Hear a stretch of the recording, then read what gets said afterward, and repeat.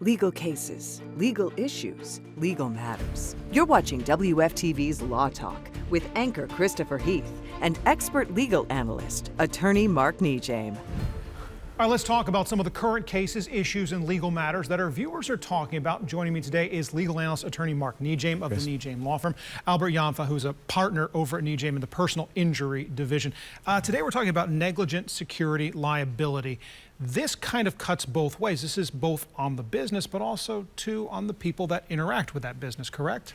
Sure. There's a duty of a business owner or somebody who manages or owns a premise to protect the public within reason, but there is liability, and a business owner needs to be very aware of that. You need to make sure that your carpets are tacked down. You need to make sure that there's no nails sticking out. You need to make sure that you have proper lighting. You need to make sure that if you're in a high crime area that you've got security there. You need to make sure that if in fact there's been a history of incidents that happen, that you remedy them and that you don't ignore them. So yes, there's great liability that attaches to a property owner, a business owner, or somebody that's managing some premises. And this deals with, Albert, this deals with you're inviting people onto your premise. They're going to shop there. They're going to be your customers. They're coming there to view something, but you're bringing them in. You're accepting some sort of, I'm going to take care of you to a certain extent. Yeah, there's a social contract that we all engage in anytime we go in any place. We walk into a building, we expect the roof not to fall. We get in an elevator, we expect it to work. One of those is, I'm going to come onto your premises that you own, and something bad is not going to happen to me. It's just something we take for granted. So in the case of negligent security, let's just take an apartment complex. Let's just say one of the cases that we hear a lot is someone gets shot in an apartment complex. Well, what is the duty of the complex owner? In that case, did the owner know that there was danger to their tenants? That gets into the question of foreseeability. So if you are able to foresee an injury to those who are within your care, you owe them a duty. Now, let's just say there's never been an incident on your property, but your development might be in a dangerous area. That's geographic proximity to danger. And in that case, yes, you would have a duty to provide security for tenants or anyone who might come onto your premises. So you would be liable for any crime that does occur that you don't take steps to mitigate or to protect people from. Also, now that's in case of security. Negligent hiring and training is another thing that businesses have to do. If they have an employee, they have a responsibility to train that employee properly. It could be someone at a restaurant. They need to know to mop up the floor at certain times every day, do sweeps. It can be any number of things that an employee is required to do but didn't do, and that can cause liability to fall on the actual owner for failure to train them. Maybe they hired somebody who was completely incompetent, someone they knew was completely unqualified to be there and to do the job. So when you own a business, there's a lot of things that you need to do as far as taking care of your employees. Be careful who you hire, train them, and supervise them.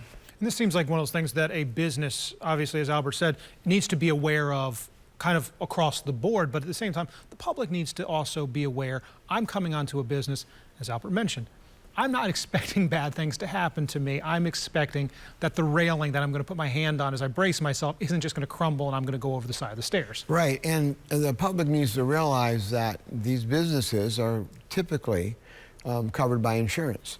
And the insurance lawyers, because they have them as well, lawyers a lot of times take a bad rap, but there's lawyers on both sides. And that's what our justice system is largely about, to make sure that people are getting a fair day in court.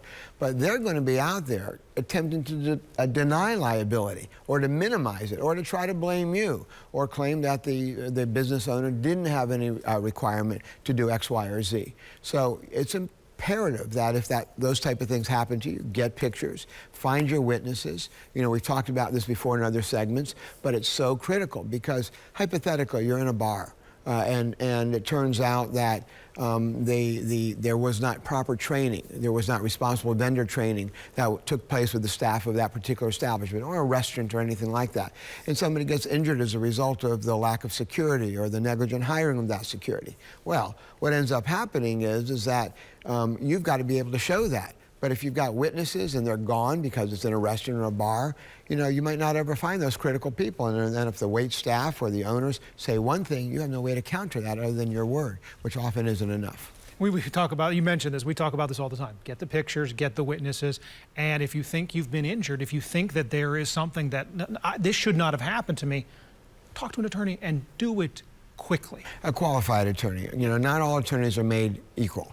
And as you brought up before, if somebody's a specialist in writing wills and trust agreements, they're not your best lawyer to handle your personal injury case. Yeah, you don't go to your orthodontist to get the transmission fixed on your 67 Chevy. There you go. Maybe he could do it, maybe not.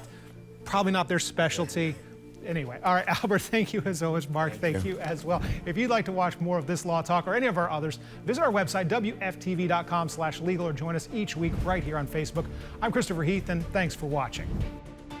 WFTV's Law Talk was brought courtesy of the Personal Injury and Accident Division of NeJame Law.